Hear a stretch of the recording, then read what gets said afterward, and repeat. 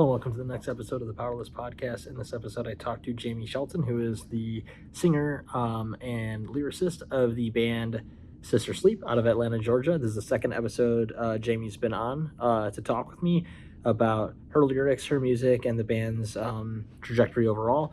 We break down their latest EP called Phantom Threads, which has the single Do You Believe in the Power of a Curse, as well as a cover of MCR's Ghost of You.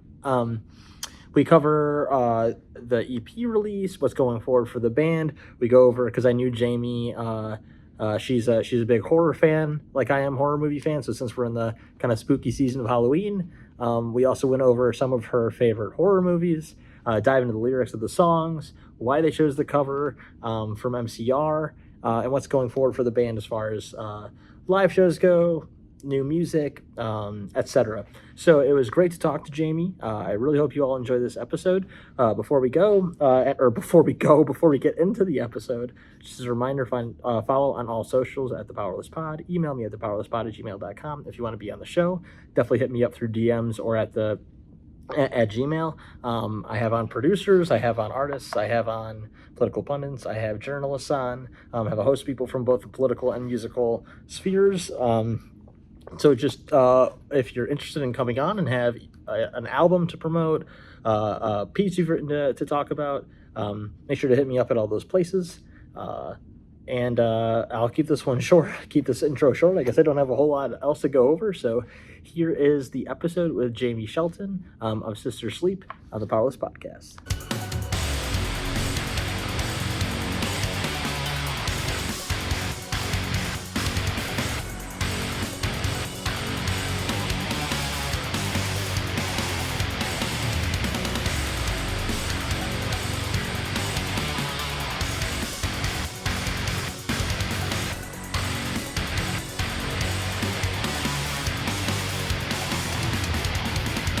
All right, looks like we're uploading here pretty solid. You have actually like a better quality camera than I do, which is good.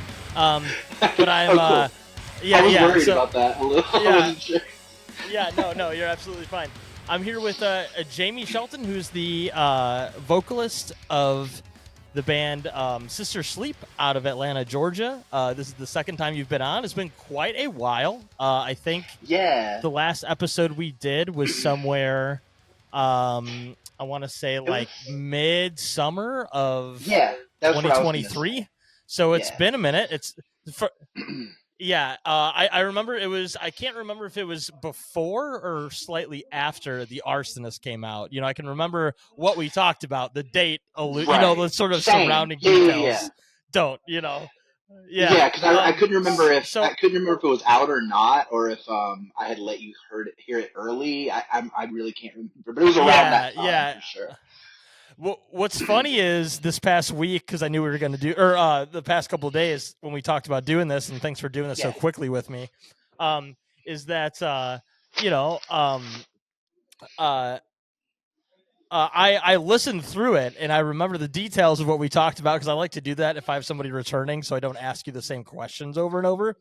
But I still don't remember if it was before or after the song came out. But I digress. Anyway, in the past episode, we talked a lot about your start in music, where the band Sister Sleep came from, what you all were looking to do going forward. And since that time, not only have you released now, as of this past Friday, one EP, but actually two full EPs.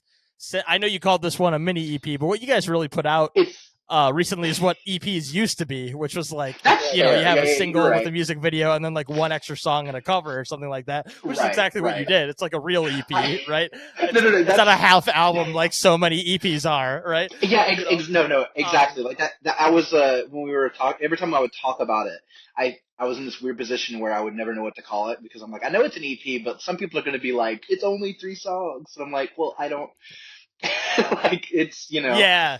I try to like give people a heads up, like it's you know, it's a small little guy, but yeah.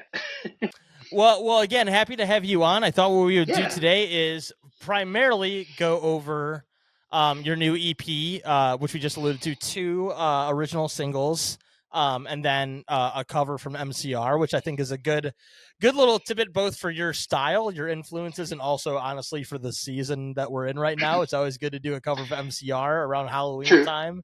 I That agree is with that. not Yeah. a bad idea whatsoever. So we'll get into that, and then yeah. And then I thought like if we have a little bit of time after that, there's a song or two off your previous EP that we were initially going to talk about a few months back that I would Yeah. just have your opinion on a little bit, or see if there's one or two that you would want to talk about there as well. What's going forward for the band and all that kind of stuff. Um, Cool. but to start off, what I've been doing with people a lot lately that I think is a kind of fun way to break the ice, and also for me to find out about new bands, listeners to find out about new bands, is what on your Spotify on repeat or the equivalent of, Right.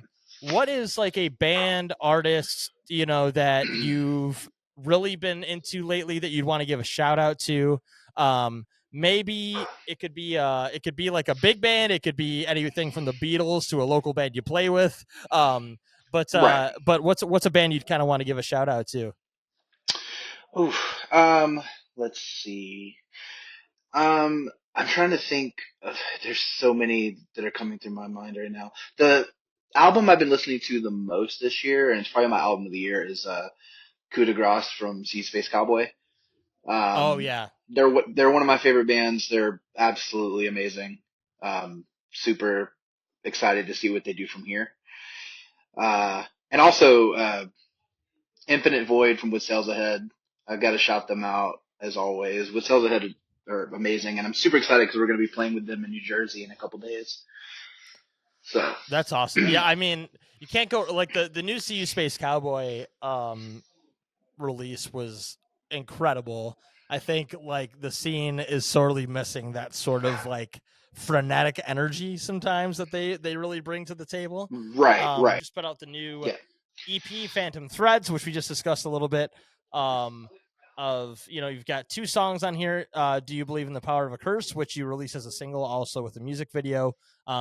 We also have the song Our Bones Together, which is another original song from you all. And then The Ghost of You, which is a cover of My Chemical Romance, which I said earlier before we kind of jump back in. right, Perfect for the Halloween season. Cannot go wrong with that, and I think it fits your sound well. I think it's a great cover. yeah. We'll dive into Thank you. all of that. What I Yeah, guess I'd want to start with again here. We already kind of got your spiel of the bands and stuff like that you want to give a shout out to, but I yeah, guess since I last talked to you, when we talked a bit about The Arsonist, which was the single kind of for the EP you put out in Bad Faith in 2023, right, I know that you've had a little bit of a lineup shift in that this release is the first, if I'm not mistaken, this is the first release you all have with your full, six members of your band right, together, right? right. Um, so first of all, I don't talk to many people often that are in a band of six people, right? Like I that know. is Yeah, quite it's neat. I think of like I can think of like on the off the top of my head like one maybe two bands same. that are Yeah, that are still going or have had a prolific career that have had 6-7 members of kind of in like the heavy alternative space community. right. So sort of like, if you don't mind me asking, what was the idea? Because I know you've got a keyboardist, you've got your two guitar players, you've got yourself as the front person, you've got your drummer bass player, which like fleshes it out, gives you a lot of opportunity there for Yeah. a lot of different sonic elements. Was that kind of the thought, was to just kind of like add in as much of a soundscape as you could, or what was the idea there to go with six people for a band? Because it is daunting to kind of No, go to that it level, definitely is, and yeah, yeah. To be honest, it was just one of those things where the kind of music we were wanting to make, it just called for it. I guess Mm-hmm. like the kind of stuff we were wanting to do. Even like when the band first started, it was started with just, we didn't have an official drummer yet. It was just me, Kit on keyboard, James on guitar, and Chase on bass. And we had like friends fill in and stuff like that on drums. But like, yeah, over time, just writing and like as we started creating more stuff, we were just like, yeah, if the right person comes along, we would love to see about having a second guitarist, just because like just for what we do, it just feels right. and Right. like the energy, the dynamic and stuff like that is Hmm. fun. It sucks being such a big band on tour, Oh yeah, I'm sure. because like it's hell, you know. No, I feel like most venues, most like sound guys like hate it, uh, but you know, it is what it is. Yeah, well, I'm sure that, but again, like having two guitarists, a keyboard player, bass player, and having all those different elements definitely makes it to Right. where you can, even if you have kind of ethereal elements that either like a guitar or a bass can do, you can do a lot more of those live. You don't have to worry about, in my mind at least, it just like adds a lot to the soundscape live that you're able to do sort of Yeah. naturally. So that's cool Right. that you're able to pull it off. It clearly works out with this release. I think these two original songs you have are, and I love the previous EP. I think it was absolutely fantastic. It was Thank you. it was you all were like one of the bands I really got into last year after we did an episode together. That I've loved to see continue to just put out like a great element of songwriting for the genres Yeah. that you're going for and the influences you clearly have. Big fan of it all. So it's cool that you're able to implement that all and it comes out very natural. Um, to start off here, let's just go ahead and jump right into uh going through track by track on all these. But I guess before we do that, like when it came to this project as compared to In Bad Faith, as we said, there's two original songs, one cover. Right. Like I said, I think that's a typical EP in a lot of senses. In the classic sense of bands we would have loved growing up, that's what an EP is, right? Right. I know you called it a mini EP as we discussed earlier. Um, Yeah. but what was the kind of idea there of releasing, you know, again, two songs, one cover. The total EP I think tracks in at just about exactly 10 minutes. Yeah. So That what sounds was right. the kind of idea there of doing a, sort of quick release like that compared to your previous EP, which was, six songs? I would guess that could be everything from wanting to put out some more music before the end of the year to Yeah. loving these songs and just wanting to get them out and not waiting for you all to get more songs together for a bigger release. Kind of what was the idea behind doing, two songs and a cover for this newest release? Right. So it was a mix of those things, honestly. It originally there wasn't a cover.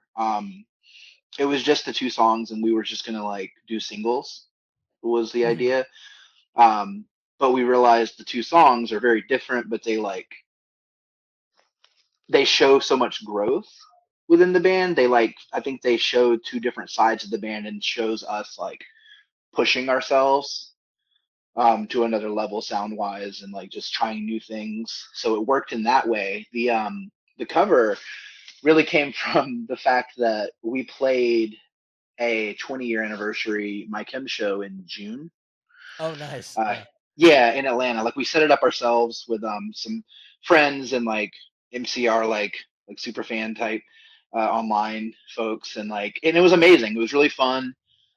We had like some drag performances that were MCR inspired and an opening band playing like different emo night kind of like stuff, Mm-hmm. like covers of that, which their name is Over Anna. They're a great pop punk band out of Atlanta. Great people. Definitely, I'm sure Jasmine, the singer, she would love to come on sometime if you were ever interested. Hell yeah. Yeah, But absolutely. yeah, yeah, I'll let her know because me and her are like good friends.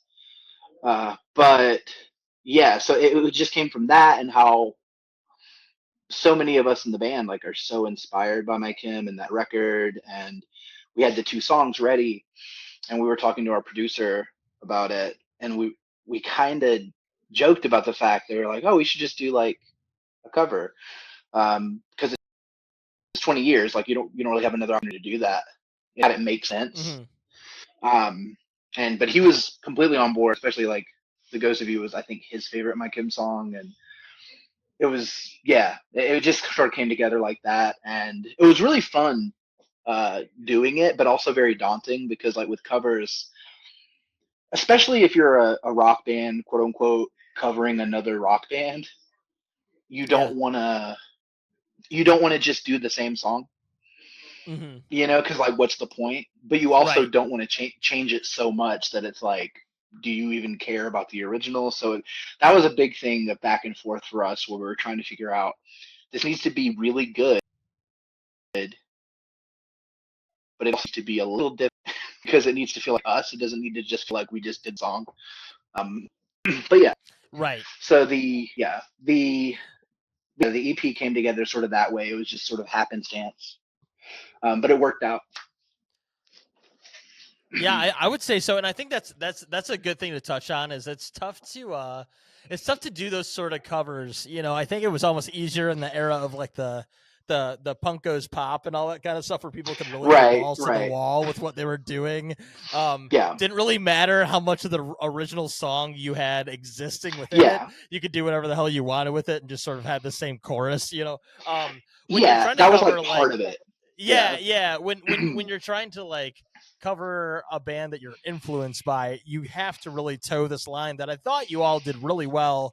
Thank you. With the Ghost of You, of like making it sound your own, but also making it sound like your own version, clearly, of the MCR song, and not taking away the elements that made the song the song. You know what I mean? No, exactly. Yeah, it was very tricky because, like I said, like it's one of those things where when we were going through it and kind of sort of just workshopping what we wanted to do, it just, we knew, I think from the jump, the only thing we knew was that we wanted it to be close to the original, and we knew we wanted to really lean on the theatrics and the electronic elements, because that was something that isn't a part of the original at all, and we do a lot of that in our music. So it just sort of shifted, and it felt right. Like I've had a lot of people tell me they love our cover because of that, like, because it feels like you can tell we love that song, but also like we really tried to make it our own at the same time.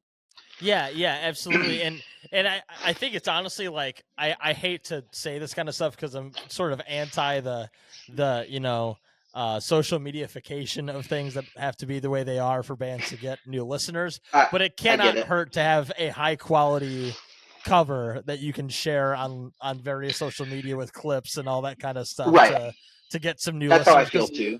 Unfortunately, people want to check out music they already know from bigger bands, and it's harder to kind of get into that mold with your own music. But if you've got your own version of a cover, it's kind of a good way to kind of get that foot in the door where somebody might actually go look up, you on various streaming platforms. It's also just like a good marketing idea, if we're blunt. You know what I mean? No, I agree with that. It's funny because it's like a double-edged sword. Because like, I'm sure. It does do that, but also then there's people who, and it's always funny to me because I'm a huge My Chem fan. Like, they're my favorite band. We're very clearly inspired by them and stuff. But then some people are super like My Chem fans and like just can't stand the idea of anyone doing anything to change. And like, so it just works in both ways, and you have to take it. You just got to take the good with the bad. But as long as you've got some thick skin and you can deal with some criticism, those comments still boost the algorithm, baby. So it's still good to go. They'll went back around. The when the curse, do you believe in the power of a curse video came out? We got so much shit in the comments on that one, but I was so into it because like all it did was because the people who were shitting on us for whatever reason, the people who were doing that, I don't want them to be our fan. Anyway, every comment was because every comment was literally just like, oh, they're fat, they're trans, they're black, I can't tell what gender this is. Literally the same. Like, I was just like, okay, I don't know, because every comment, it just made more and more people check it out, and more people checking it out being like, oh, this is really sick, actually.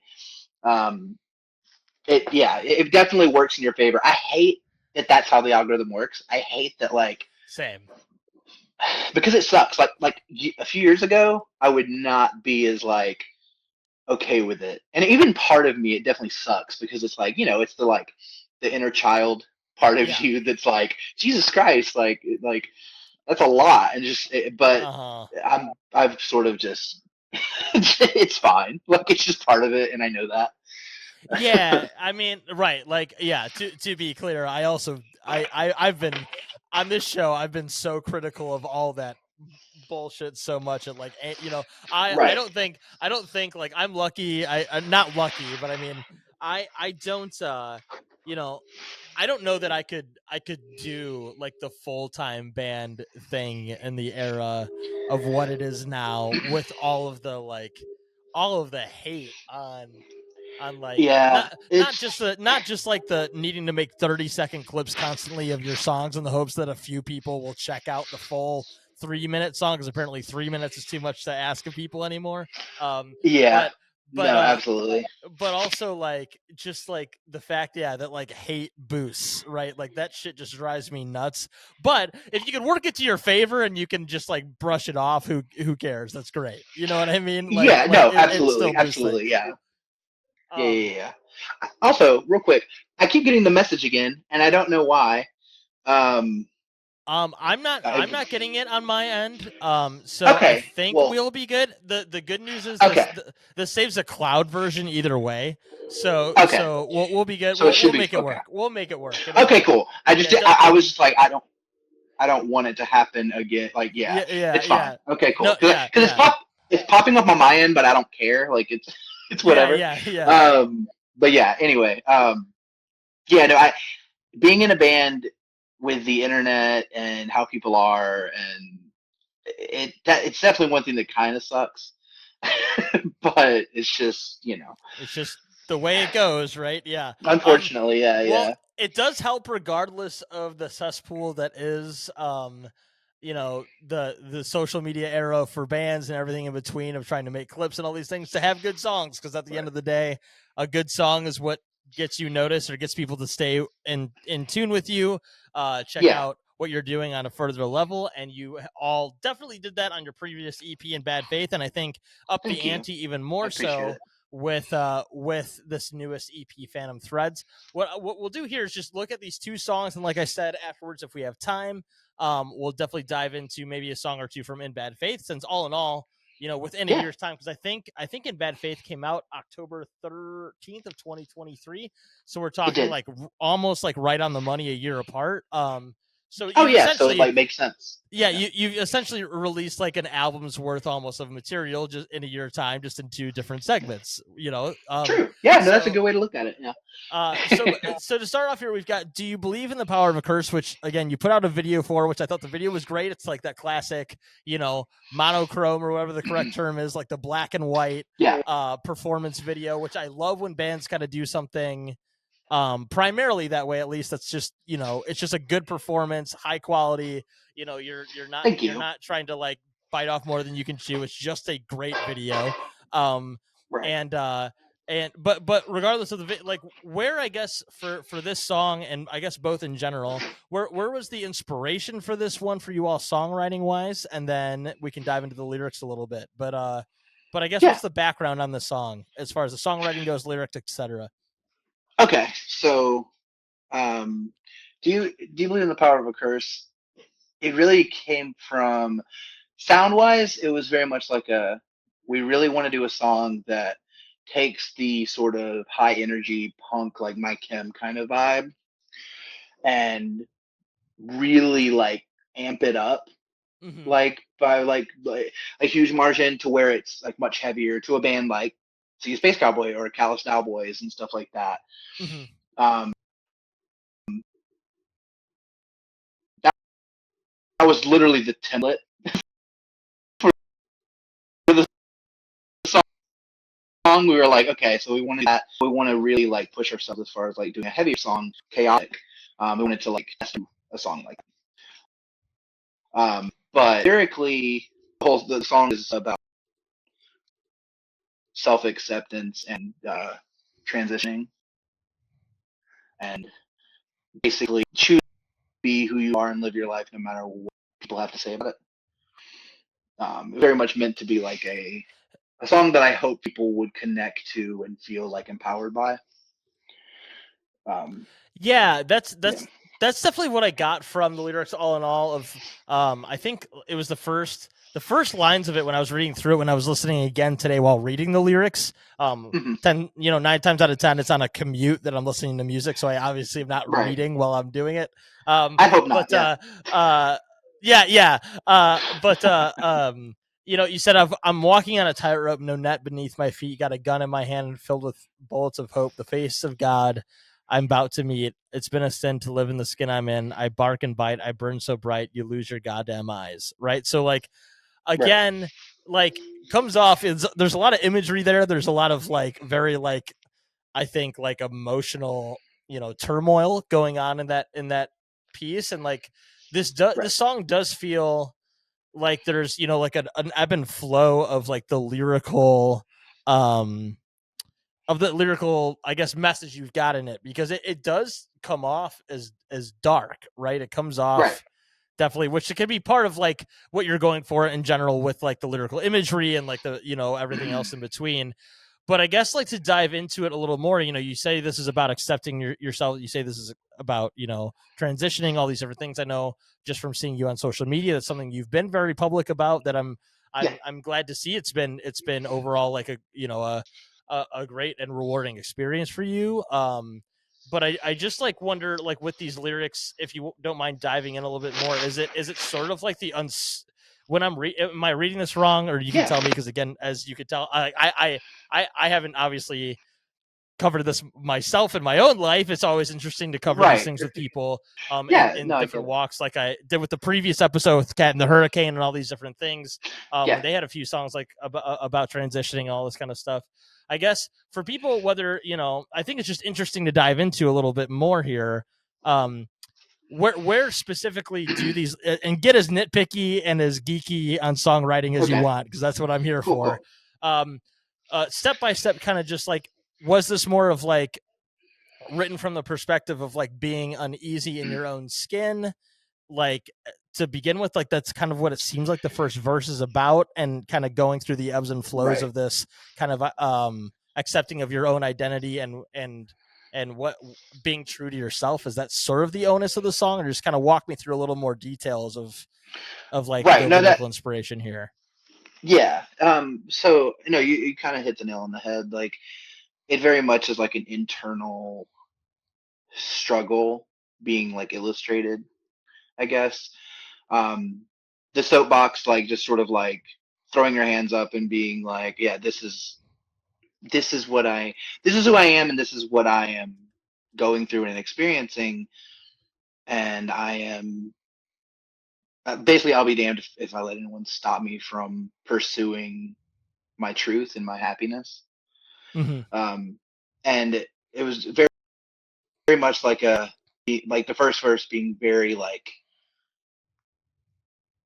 I'm trying to find a way to word it, like very like kind of almost hyping myself up in a way, Mm-hmm. in order to like move forward and be like public with the fact that I'm trans, and like just being completely transparent Mm-hmm. about that, and the journey I'm on, and like whatever, and just finding fulfillment, and knowing that inherently like just existing is enough to make some people wish I was dead, kind of thing.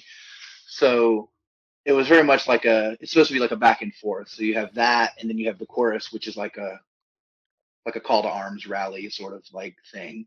It was meant to have that sort of like big My Kim like vibe to it. That was Yeah. from the jump. It was like that's the vibe we were wanting to go for, something like big people could sing along to, and then the second verse is it's a more like, instead of it being internal, it becomes external, and me like lashing out and sort of pointing fingers at everyone who has an issue with the existence of trans people, and just it's just sort of things like that.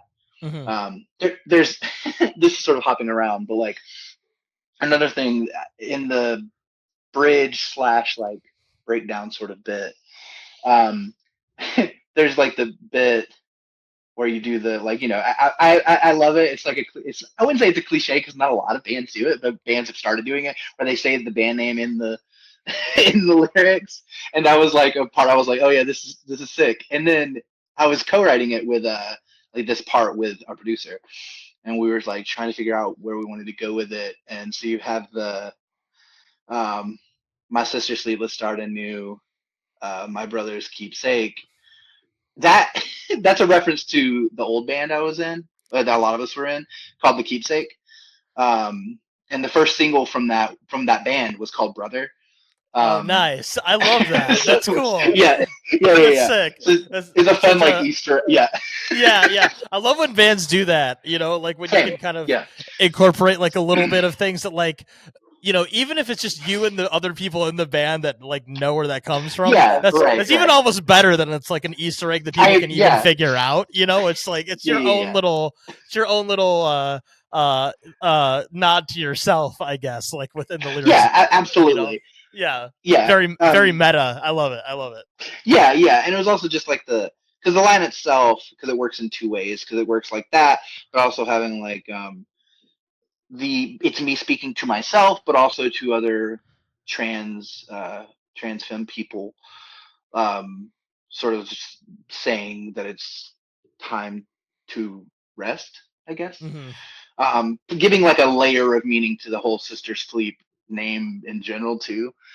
Yeah, I mean, also I forgot almost in the outro to the song. There's a reference because the last line of the song is "I won't give up the ghost," and we have a song called "Give Up the Ghost." Right. So it was very much like it was just a fun song to make because it was. I mean, it is a very like personal, and emotional topic. Something that clearly I had to get off my chest and really put a lot of myself, bounce that out with like tongue-in-cheek sort of humor and like kind of balancing it out with that, I think makes the song a lot more interesting as well. Yeah, absolutely. Again, great song. That's it really felt like from the lyrics, and again, like just as a layman reading lyrics and going through it, like it was probably about kind of a lot of what you were referencing there. So it's great that you are able to write it in this way that has like you've got a way to like throw in a lot of imagery in the song and still make it very clear about what it is about, which I think that's cool to be able to do both, because usually people a lot of times will go so in your face that it's like, here's what the song's about, or it's so wrapped up in imagery that you're like, I have no fucking clue what this is about.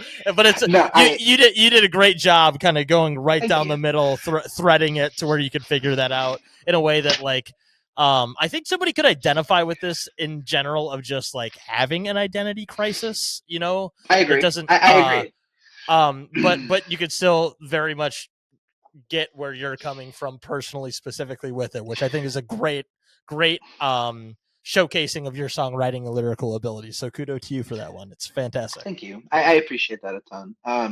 Yeah, I mean, like, it's. Yeah, I don't know. I really appreciate that. Like, some of my favorite artists like do both, like of what you were talking about, where some are just like super cut and dry, like this is the song and that's what it's about, and that's fine. There's nothing wrong with that. Some bands, I still don't know what half their songs are about because it's like a dream. Yeah, it's cool. Like it's cool. I'm into. It's cool. Yeah. Yeah, it's just like I don't know. But I'm into that because it does very much give you like a blank canvas almost. Like you kind of just see whatever you want to, which is cool. This song was for me. It's probably my favorite song of ours so far. Oh yeah.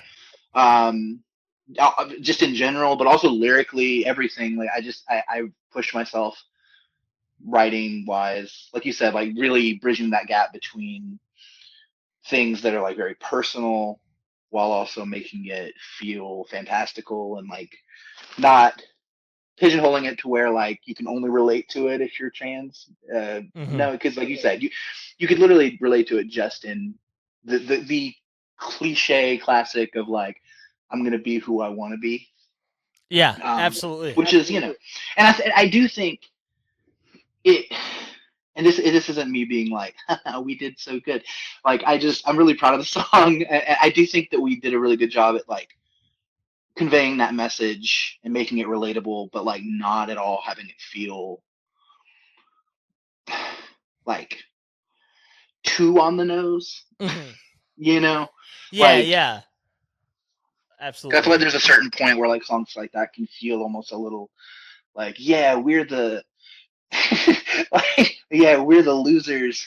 You know what I mean? Like that whole like, yeah, like, and And I'm all for like being yourself and like all that, because there's nothing wrong with that. I just think there's a way to do it that just feels contrived. Yeah. And I think I'm proud of the fact that it doesn't really feel that way. I don't think. Yeah, I don't think so at all. I think the songs, if you looked at it just from a surface level, like this is what I always think. Like if you can look at a song and realize surface level, it's excuse me, it's a ripper, but then also dive into it and realize there's a lot more to it, and you can like that's like the perfect encapsulation of a good song. That's great. I agree with that. Exactly. Yeah, I completely agree with that. Yeah, I completely agree with that. To go from that, we'll get to the second track and the kind of final original song on the EP, Phantom Threads, that just came out over the weekend. And that is Our Bones Together. And full disclosure, this is I think I would have to go back and listen to everything all at once, over again to truly be accurate with this. But I think this is my favorite song you all have released, because thank you.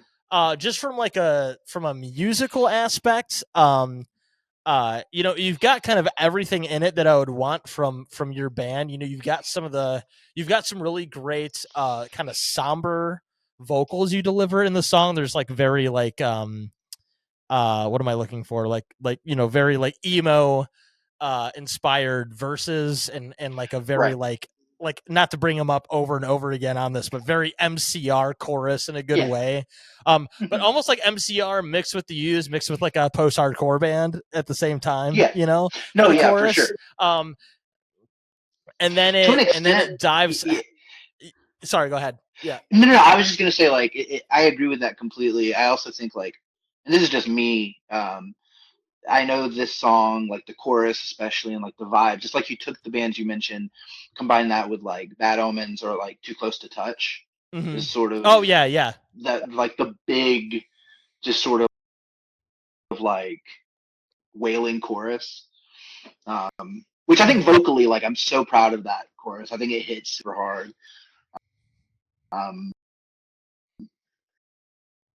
Yeah. Yeah, and then what I really love about it is it when it dives into, there's kind of that big pause that happens right before the bridge, where I almost remember when I listened to it, I almost had a double take of like, wait, did the song just end? And then it just goes into you, like just going hard with the screams on it, and it kind of goes into the next level of energy that like you wouldn't necessarily get from an MCR or the Used in that same vein. It's like more on the metalcore, post-hardcore side of things. I thought that was really cool, and it kind of like brings full circle the like the like scales of energy you can fit into like a 3-minute long song. You know what I mean? Because you go from like this kind of somber space to this big anthemic chorus to then having this big, breakdown bridge. So to go from sort of the songwriting angle on that, and obviously like I said, just great song off the top. But what is the inspiration behind this one? What dive as deep as you want to. What's the sort of lyrical inspiration here for Our Bones Together?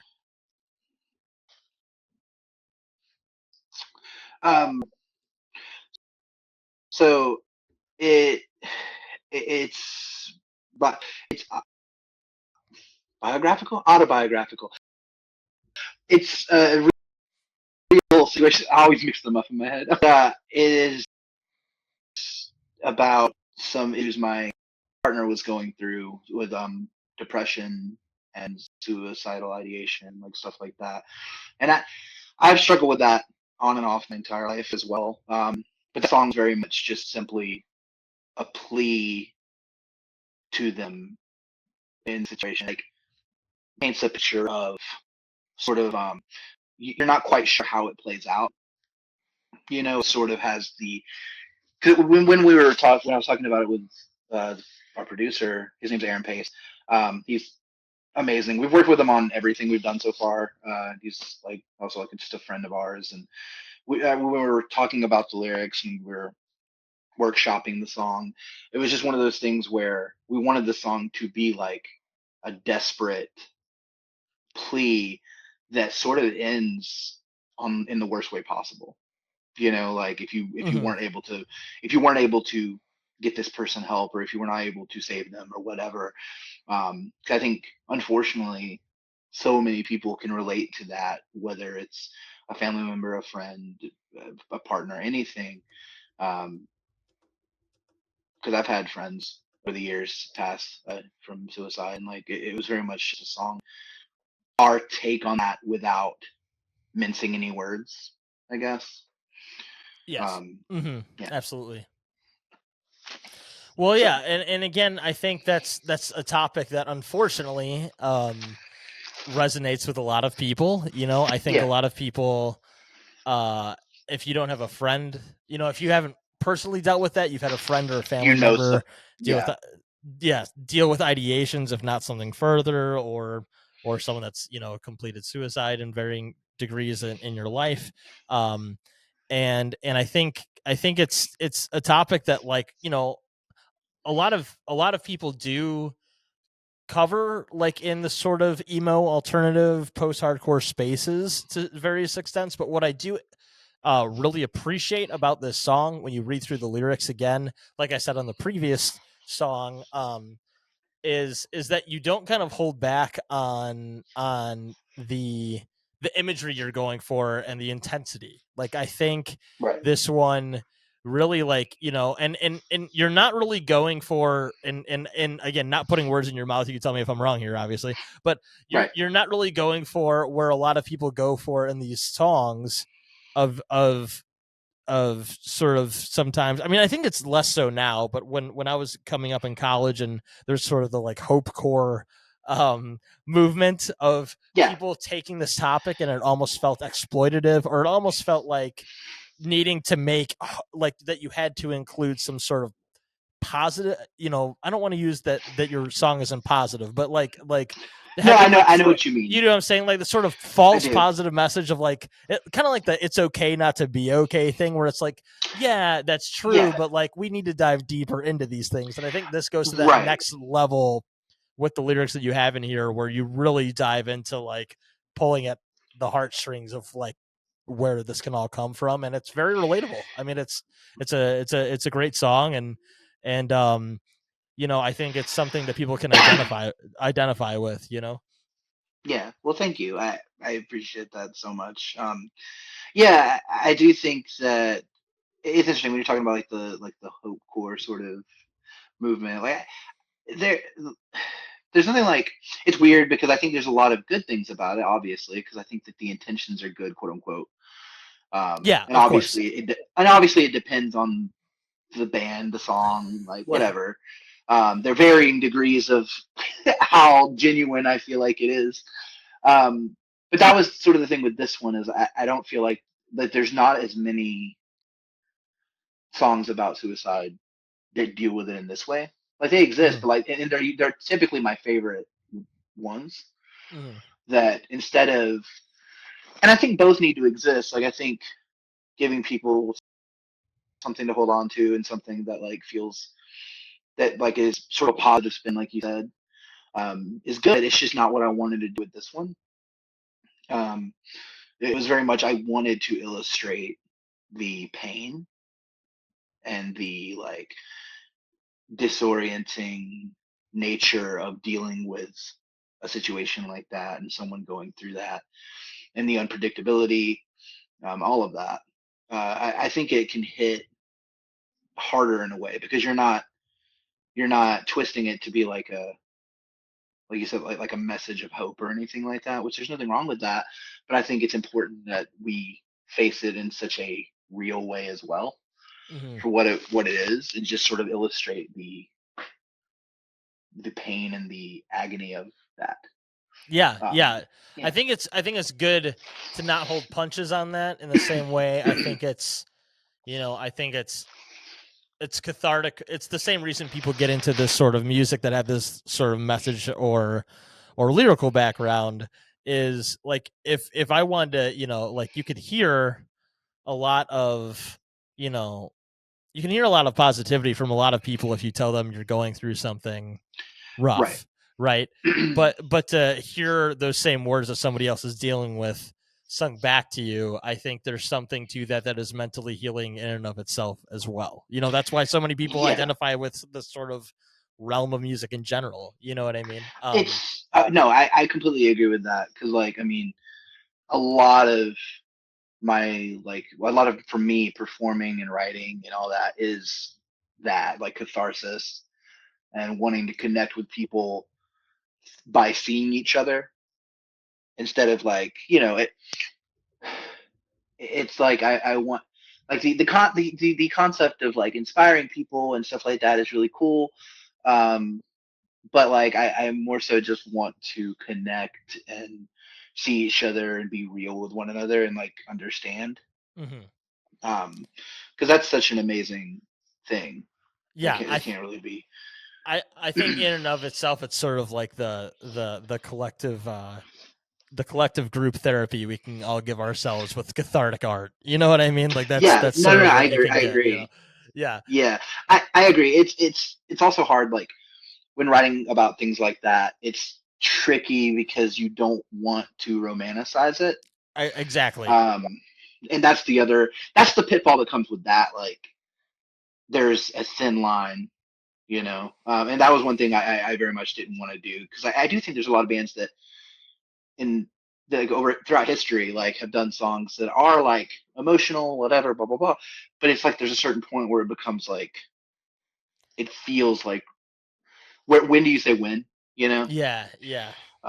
it's a hard line to balance. I mean, like, to bring it back around to a band like My Kim, like, I think it's cool that like they were a band that they're not at all like the stereotypical like wallowing sad music at all. Right. You know, Mm-hmm. they were very much like a hopeful message type band, but without it feeling like part of the point. You know what I mean? Like, it's the point, but it's not exact. It's not like so catering, or it's not like built around it. It's not Um, exploitative, right? It's not. yes, Yeah. Yeah. it feels a lot more organic, and like it works in a way that makes sense, rather than it being like, this is the whole thing. Yeah. It just feels contrived. Yes. But Yeah. I think yeah, contrived is a good word for the balance there. And where some bands were, especially from that era that say right. MCR was from, or from bands that really inspired us, that probably would have written some songs about the similar topic, where there is like a fine line between, like we were saying earlier with some other things as well, like of writing a cathartic song and then Right. jumping on a trend, and to go back to your own song, Our Bows Together, that is exactly what you did in this song in a great way. And I do have to just again say my favorite part of this was hearing this somber song, hearing the big chorus, and then just having that like So explosive frenetic energy just come out of, yeah. with like a So very rhythmic riff too, like to get into the music. It's very like, mhm, it's not even just like a big heavy, there's a yeah, lot of like really rhythmic cool stuff going on with the guitar and the rhythm section too. It just like yeah. really kind of took it over the top, you know what I mean, in a good Thank way. you. I hope Like, that no, comes no, off as a compliment. no, Yeah. it definitely does. It definitely does.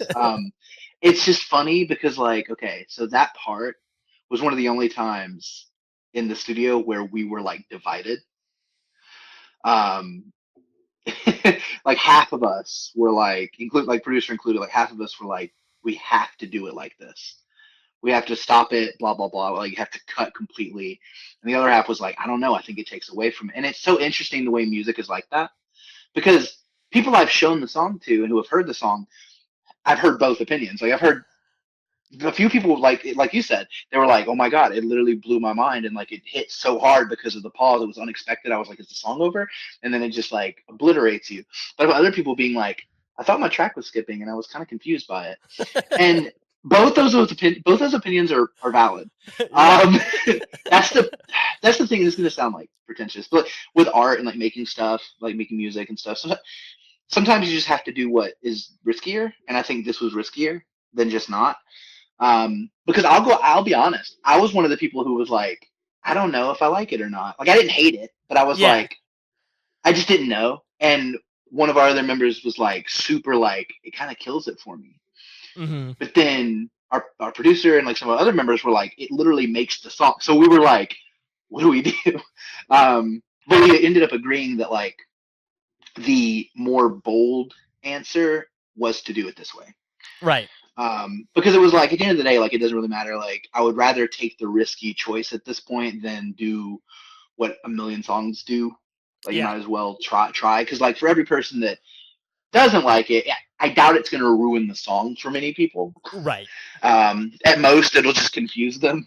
Which it'll make them remember it then either way, you know. They have to, yeah, they have to re-listen to it. It's like, okay, yeah.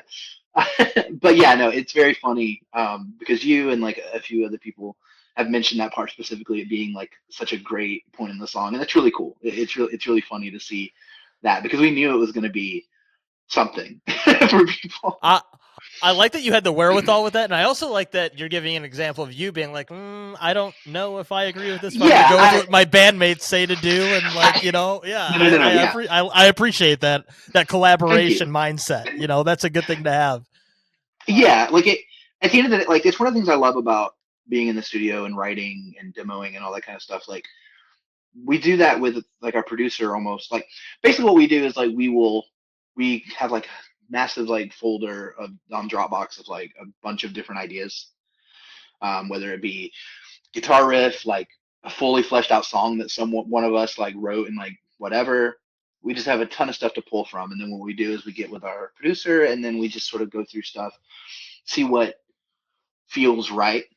Like, look at it. Do you think this hits right? Do you think this is a good idea? Cool. Then we just go in and sort of sometimes just make little tweaks here and there to make it work. Sometimes we break it apart and like put it back together in a completely different way. I love that we have this dynamic as a band. I like that we're all of us, like our goal at the end of the day is just to make the best song possible. Because it's so easy like to get in your own way, I think. Right. Like as like a songwriter and stuff like that, like I see musicians do it all the time. Like there's just a lot of like, say you wrote something a certain way, but the producer and like other people in the band are like, well, we might need to change it this way. Unless you feel super passionately about it, it's best to be like, okay, let me meet you in the middle and see what we can do. Yeah, like I just, it's one of my favorite things about being in the band, in a band period, like is being in the studio and seeing these ideas come to life in like bigger ways than you ever really even imagined. But yeah. Well, yeah, no, I mean, I think that's great to hear, especially for a band that has 6 people in it. You got to be collaborative. You got to not have a big head, because one person does that, it could be a total shit show with trying to figure out anything, right? Yes. Along with adding in a producer, so you essentially can have seven different opinions on something and gotta kind of coalesce things, right? You know, that's one thing I love like about Aaron, like as a producer, is, and we all agree on this, like he's a great like person to like break it up and like trim the fat, and will be straight up be like, yeah, this is too much, or like this is like not enough, or this isn't working, or whatever. It's good to have somebody that's objective. And we've worked with him for a few years now, so every time we work together it's even better than the last, because we've gotten to know each other better. We've started to just like understand each other more and like trust each other more with songwriting and production stuff. Like just it's really cool to see. It has me super excited for what we're going to start working on hopefully soon for new music. So yeah. Well, that kind of brings me to, because of course, you know, we've gone over these 2 songs and your cover as well of MCR Ghost of You. Great concise release for people to check out. 10 minutes long, which is good for the attention spans of the average listener now of anything, right? Exactly. Yeah. So it's a really good idea, I think, to put out a release like this. I also know, like I've said in the past, you've put out In Bad Faith, which was, you know, a 6-track EP. I'm trying to remember how long was the previous EP? The previous one was 5 songs, right? In 2022. Yeah, you've done all October.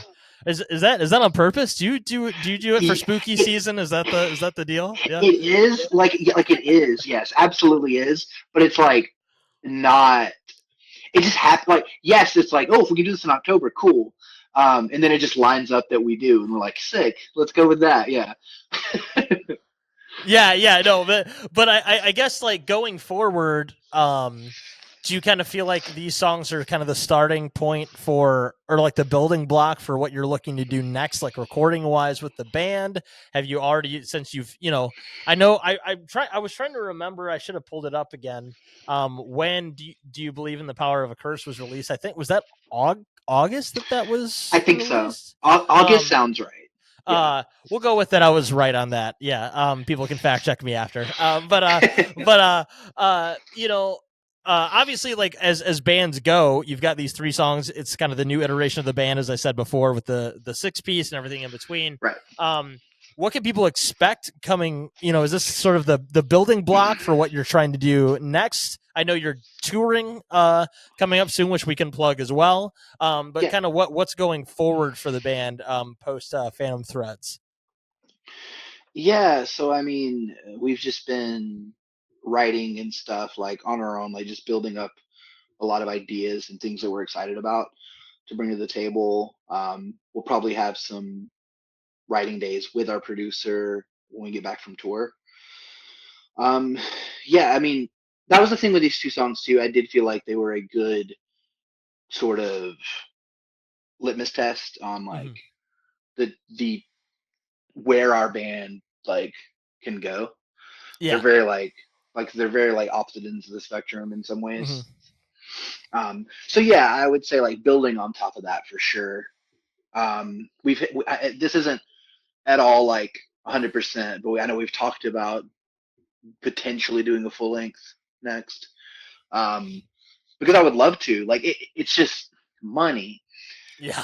is the bigger problem because it's because it's like I think on paper us doing a full length next would make sense and it would make me excited and like I feel like of course like as an artist there's that part of you that's like cool, like we're building up to this and it's the first.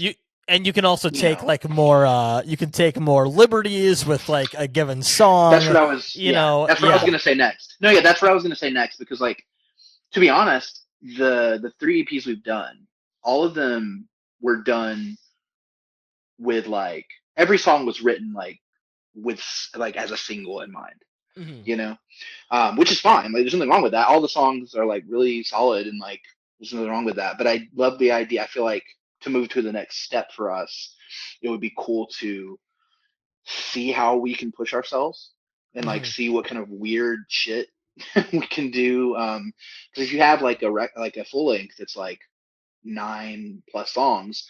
It gives you a lot more wiggle room to have like a song that is very like say let's like just super heavy all the way through, or you have a song that's like a ballad or like whatever. Like you can just sort of do what you want, and I love that. Whip out the ukulele, whatever. Oh, absolutely, yeah. Close the album out with a Never Shout Never cover. Oh yeah. Yeah, the people are really looking for like a 2000s era Never Shout Never cover at the end of a that'll put you over the top, I think. I'm glad you agree because like that's what I'm thinking. Yeah. Hey, things come in cycles. You never know. That could be accurate. No, I know. No, I know. You're right. Jamie, thanks for going over all this. I was gonna say we could go through a song off of your previous EP, but I honestly think the one that I was gonna bring up, and then I just encourage anyone listening to this that has not checked out the full discography of the band to just check out In Bad Faith after you listen to Phantom Threads. But we went over The Arsonist the last time I talked to you. It was sort of like at the time kind of the heaviest song you said released. Obviously you've shown your chops on the heavy front since then as well. The Venom You Spit is one that I really personally enjoyed. As you know, I go into sort of angrier topics on this podcast a lot when it comes to the world and all that kind of stuff. And so this is the one that, knowing me, like I go I at least from what I could gather from this song, this is sort of in that vein too, kind of like the Arsonist was. Yeah. Do you mind also? I know we broke down the new EP, but do you mind breaking down for me? Yeah. The Venom You Spit. What is the basis of that one? And what was the background in that one? Because again, I think that one in some ways has the vein of at least like what you were talking about with Do You Believe in the Power of a Curse, with like the sort of Oh, second verse of absolutely. it. Yeah. But you can tell me where I'm wrong, where I'm right, all that good stuff. I'll No, stop rambling here. What's the you're song good. about You're good. here? Yeah, no. It sounds like you probably have a firm grasp on what the song's about. But yeah, no, it's very much like it was very much meant to be a very blunt um, call to arms for people, mainly like queer and like trans people, etc. Like Mm-hmm. to basically stand up for each other, protect each other, and stand up against the hateful pieces of shit on the right and the alt right. Yeah, that's That's where that's kind of what I got from it, and that's why I really yeah. enjoyed it personally. Thank you. I appreciate that. No, I love it. It's funny because I love that song. I do think like Curse to me. I think a lot of us in the band would agree, but like also like every band says like their most recent song is their favorite because I would hope it is. But like I think the vibe of Curse is more in line with what I want. Like I feel like the lyrics and stuff like that in Venom are great, but the vibe isn't as angry as I want it to be. Mm-hmm. You know, and I feel like Curse captures that a little better. Yeah. But the Venom Spit is I'm very proud of it. We were going for like the vibe of that track. It was sort of like mixing like that sort of like emo rock sort of vibe with bands like Fever, like 333, and like Let Oh yeah. Live, and like stuff like that. Because Jason Butler is one of my big influences as well, and has been for years. Um, so we were like, oh, let's see if we do like a song that's like a very like groovy, angry like rock song. Yeah. Yeah, but yeah, no, it's pretty clear what the song's about, and you definitely nailed it on the head. So. Yeah, again, thanks for going over that one. Oh You yeah, know, absolutely. as you could tell, and anyone that's listened to this podcast repeatedly on the recorded end, on the streaming platforms and stuff, will know that I tend to gravitate towards the angry and the political. That's no surprise, right? Yeah. But I really enjoy all the messaging you have on your music, anywhere from sort of like, you know, as we tackled with Our Bones Together, with, you know, ideations and mental health Yeah. issues, and sort of just like the cathartic nature you can have with release on a song like that, to these more like, you know, social comment, I would call them social commentary songs about Yeah. you know. And what I like about these is the same with the last episode I put out last week with Cat and the Hurricane, which is a, you know, a great you know, queer pop rock indie rock band from Madison, Wisconsin. Right. Is that, you know, one of their songs, they talked about like, we're not trying to write an identity song, we're trying to write like, all right, you motherfuckers that hate us for who we are, you sit down and listen to us about how things are. And like, I loved that, and I think Yeah. we're getting to a point where a lot of up and coming bands are putting that sort of first in the forefront. It's like, I'm, you know, you know, like, I'm me, I'm just like everybody else in a lot of senses. And like the fact that you think like I should, you know, deal with any like horrible repercussions on your end for being a human being, it's like, fuck you, you know. And like, I absolutely Yeah. sort of love that energy I'm seeing more and more across like Same. genres, from Same. sort of like, Well, you know, bands with queer people in them, or just people that like care yeah. about, you know, treating people like It's human beings, you like know. human beings. Hot take, yeah. Yeah. It's it's unfortunate. Like rock music, quote unquote, is not a very you know, diverse and accepting place. Right. And I say that in the way of like mainstream, because to be honest, like when we first started the band, like our brain was like, yeah, we're just gonna do, like, we're gonna just do like a modernized like My Kim sort of vibe, and like just see what happens, and like pull from our influences and just see. But like we're starting to stray away a little more from like the just straight up rock songs, and we're starting to lean heavier into like the post hardcore sort of angry stuff, the more like DIY like ideology stuff. Like Mm-hmm. it feels like much more our like that feels like our home and like our community is so much more than bands on Red State Rock Festival, whatever. Um, and and I don't know, it's a bummer that like some of the biggest bands, quote unquote, are like grifting over to the like you know the alt right, like Trump, and whatever. Like, and if they're but not if they're not going alt right with it, they will defend to their death the bigger bands that take them out on tour that do that, which is just as gross, if not more gross in some ways, because like you're not even saying you yeah, have that opinion, you're just like, what's going to be better for my career, right? Yeah. yes, it's rough because because like yeah, like pertaining to that, at the end of the day, like I know everyone, like if you're in a band, like everyone's trying to quote unquote make it, everyone's trying to like get their name out there, but I also believe everyone has their bridge too far kind of Mm-hmm. thing, like that, like their moral compass. There is like a certain point, and I know that like mine's probably in a position where I don't know if I'll ever get to the point that I wish I could, because I'm not willing to do certain Right. things. Because there's definitely some bands that are massive that if for whatever reason we had like a chance to like play with them or like open for them or whatever, I would say no.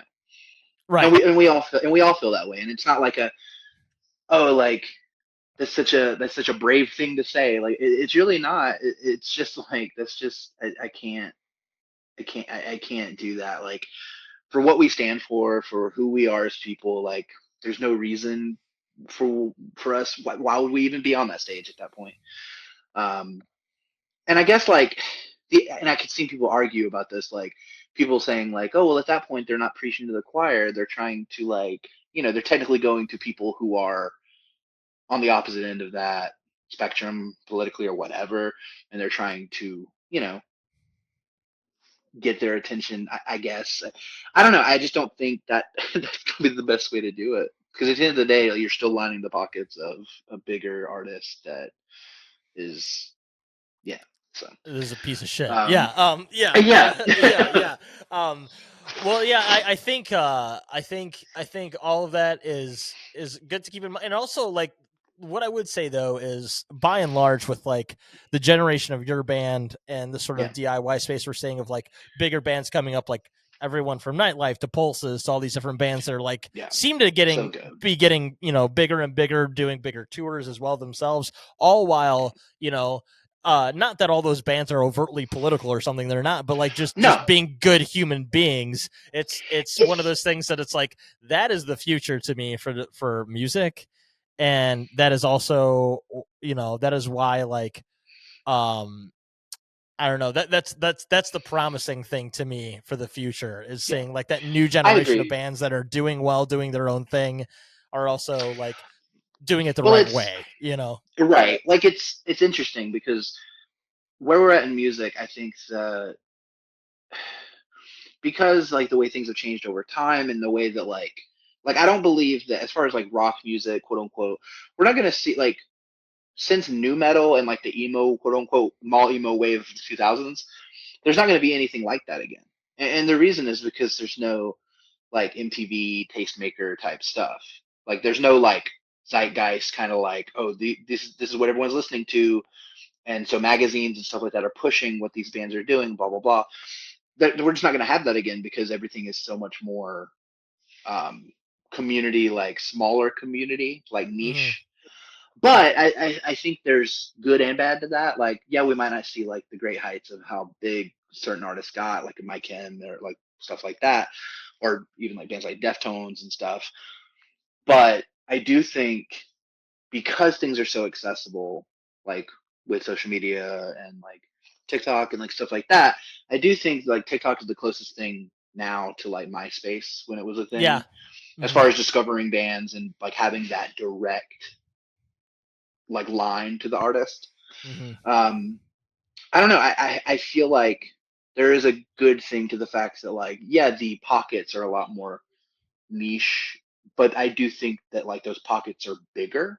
Like they're Mm-hmm. still big, like there's still like a relevance. Like maybe not in the mainstream, maybe not in like the grand scale, like massive uh amphitheater type way, but I do believe like in like a very still big like way. I don't know. I think it's a good thing. Like you said, I think seeing bands like Pulses and Nightlife and What Sells Ahead and like all this kind of stuff, like these bands who are doing it very like DIY and just crushing it and just being good people, it's very uh validating and like comforting to see and good to see like there are good people out there trying to, you know, keep things moving in like a positive direction, I guess. Yeah, But 100%. yeah, Well, again, Jamie, thanks for going over all this absolutely, with yeah, yeah. me. As a reminder for anybody listening, Sister Sleep is going on tour starting on the 16th, as you said, in New Jersey. Is that the one you're talking about that you're doing with Sales Ahead? Yes, Okay, yes, so you're going on tour here with Grudge Step yeah, from the 16th through the 23rd, right? yes, Um, yes. and people can find all that stuff in your socials. I'll also have it in the notes below if you're listening on recorded platforms, so Spotify, YouTube, all that good stuff. I have two last questions, if you don't mind, real quick. I Yeah, know it's late for you. absolutely. Yeah. No, no, We've no. I'm honestly, I'm having a great time. So you're fine. I appreciate that. Well, Yeah, yeah, we've done the on our last episode way back, we did the whole like mock band lineup thing. So I'm not yeah. going I to ask you remember that. that, but I do remember from that conversation and from your own socials that, like me, and we're in October now, you're a big horror movie fan, right? Yeah. So can you tell me, can you tell me, instead of coming up with the line, like the lineup for your dream rock band, can you tell me off the top of your head real quick, without overthinking it, top 5 horror movies people should watch, whether new or old? What's your Okay. top 5? Okay. I won't think about it too much because if I do, we'll be stuck here for another hour. I we could have an entirely separate podcast Oh for yeah, this. we definitely Actually, yeah, should sometime, yeah, yeah, actually. Yeah. yeah. But okay. I'm trying to like hit like the different. I'm trying to go to extremes of like this kind of movie and this kind of movie because like Yeah, yeah. give it good. Yeah. So first, and this is in no order. So this is just 5.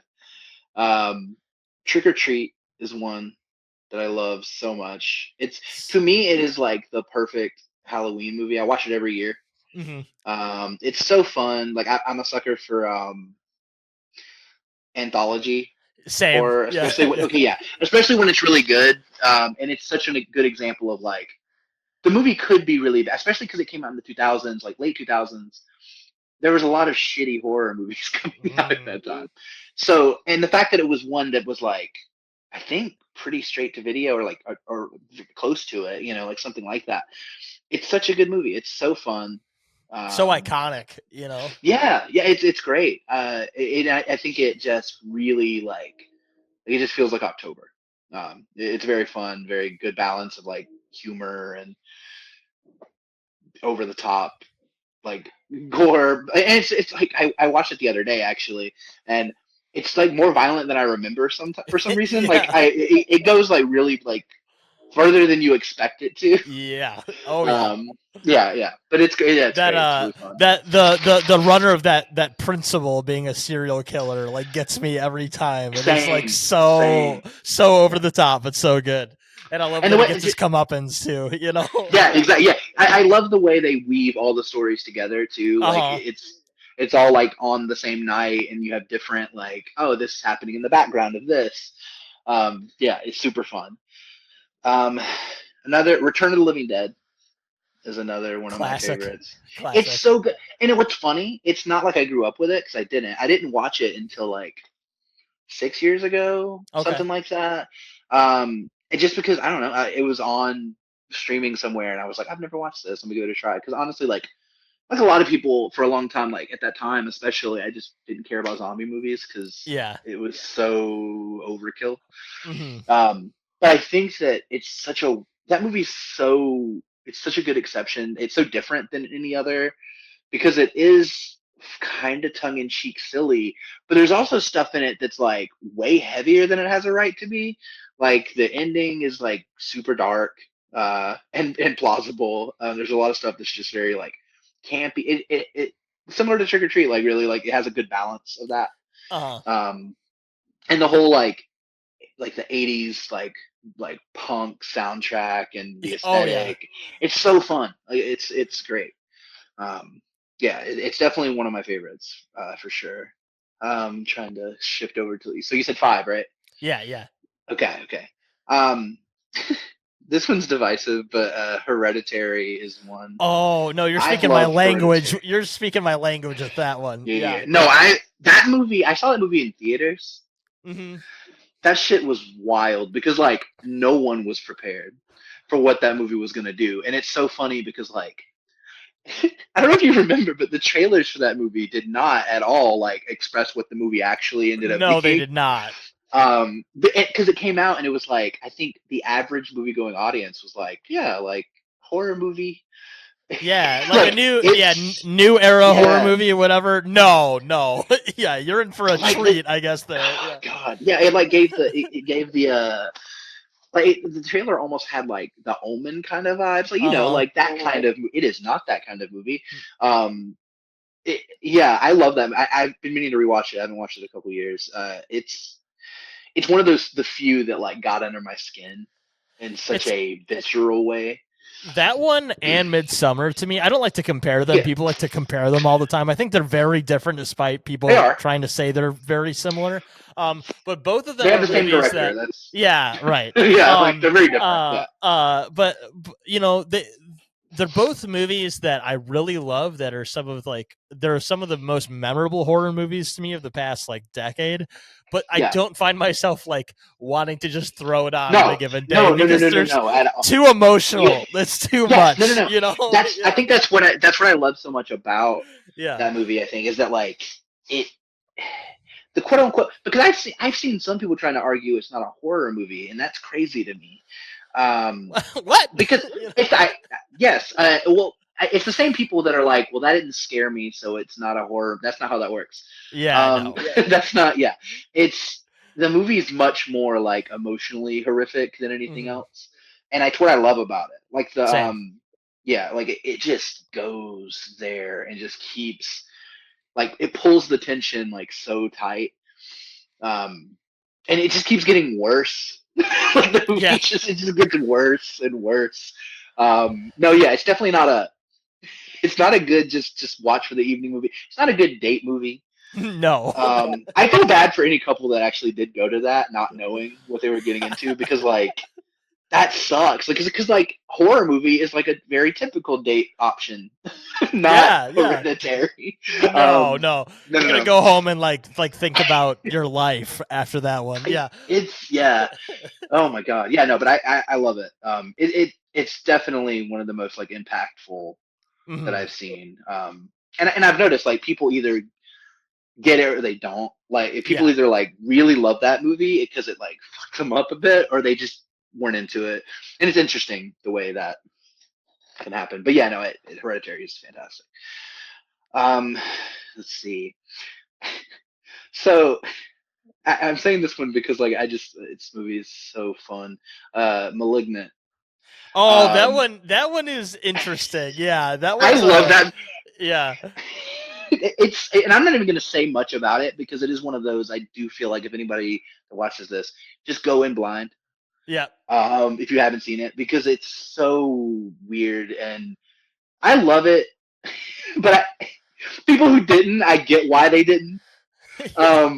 It's so fun to me. Like I feel like James Wan literally just went to the studio and like, because he's made them so much money through everything he does, he was in the position where he could just be like, give me millions of dollars to make a schlock fest and I loved it. It was so good. And it does a good job at not letting you know that's what's happening until like there's a few points in the movie that like things happen where I'm like, oh, this is the kind of movie this is, and it's great. And again, not to give it away too, but like the turn and like the third act of it, where it just goes balls to the wall nuts. It's like, what is happening? You know? The last 20 minutes of that movie, are batshit, and I love it so much. Like it makes because to be honest, like up to that point, the movie's fine. Yeah, it's at worst like kind of like which I do believe it was on purpose, but like at worst like kind of stereotypical like paint by numbers like whatever movie. But then the last 25 minutes make the movie. And and I think it probably divides the audience because like either you're really into it or you're just like, what the fuck is happening? Yeah. No, I think regardless of what people think about that one, it's definitely one that somebody like that he meant to bring the fun back to horror. Like, you know what I mean? 100% agree. I think that a lot of people just didn't get it, and not in the pretentious way of like you don't get it, but like I just do believe that like when you watch it, like if you don't understand like why, like what it's trying to do, then you might not be into it. Like, which is fair. Which is also fair. But you know, Oh yeah, absolutely, yeah. But it's super fun. Love that. I guess I'm at 5, right? Yep. Last one. Okay, I'm gonna go. I'll go Suspiria. Oh, are we talking? We're talking original, or are we talking remake? Original. Okay. Sure. Okay. Yeah. The remake, I did see the remake too, and I've wanted to watch it again. I wasn't a huge fan the first time I saw it. It was just like not bad, but it was just long. It's not the movie either. Yeah. No. It's yes. I'm like the whole time watching it thinking, is this Suspiria? But also I get it. Like if you're gonna remake it, like why would you do the same thing? It's interesting. I don't know. It's interesting, but yeah, the original is just great. I love Argento in general. Suspiria is like an experience just visually. The movie's insane. But yeah, I love a lot of his work and like especially like his like giallo stuff. The Italian like horror, like I was on a big kick with that a few months ago. They he definitely they definitely go places in those movies. I think that wild. Like I put Suspiria on my list, but like I don't know if you've ever seen Tenebrae. Is that how you pronounce it? I don't know, but I don't think so. I don't think I've seen that. That one's great. Definitely, that one might. I'll put that one favorite. on my list. Yeah, it's so good. Like from just a mystery and like a mystery like whodunit aspect, but also going like off the wall and being just insane. It's great. I would almost recommend that to more people than I would Suspiria, just because Suspiria is amazing, but it's so weird. Yeah, it's a weird movie. It's so weird. Yeah, that it's like that I can understand if you're not super into it because it is like a dream. Yeah, it's very strange. Very very out there, but iconic. It's go ahead. No, sorry. Well, I was just saying, I just brought these up because I remembered from our last conversation, and right before the reason why I brought that up was right before I came on to do this with you. I saw that you had posted in sort of like your tour lineup, you know, like the tour pictures you were putting. I think the last one was Nicolas Cage's Long Legs, and I was like, oh yeah, Jamie's into horror movies. I gotta ask this question. I love Long Legs so much. A lot of people were divided on that one too, but I love it. I also love Nicolas Cage, so I'm like, so for me, I like the first time I watched it, I was like, I don't get what the I don't get what the hype is, you know. And then I rewatched it.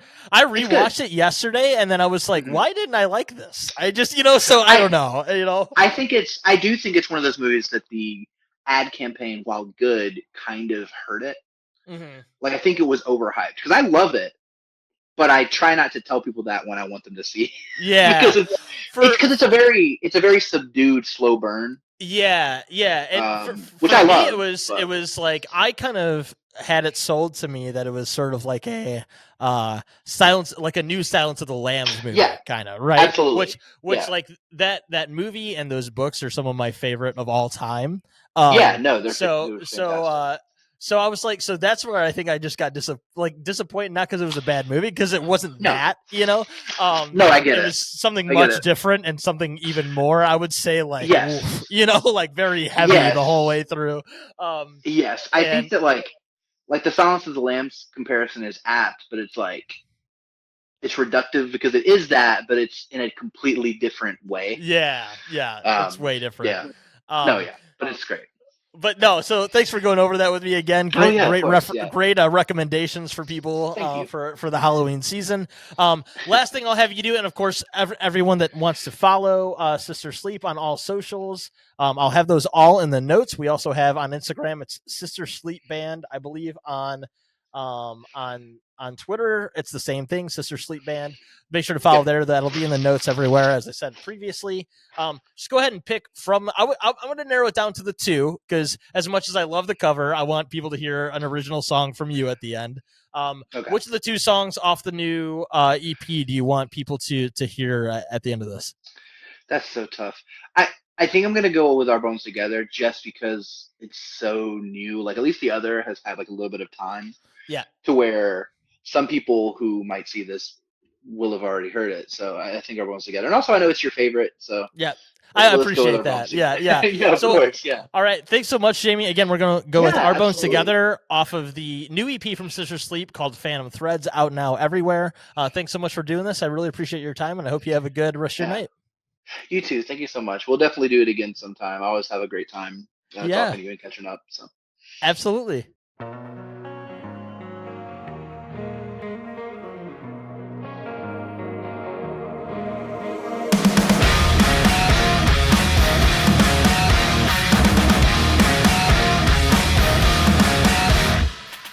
I watched you wander outside at night, shades of gray.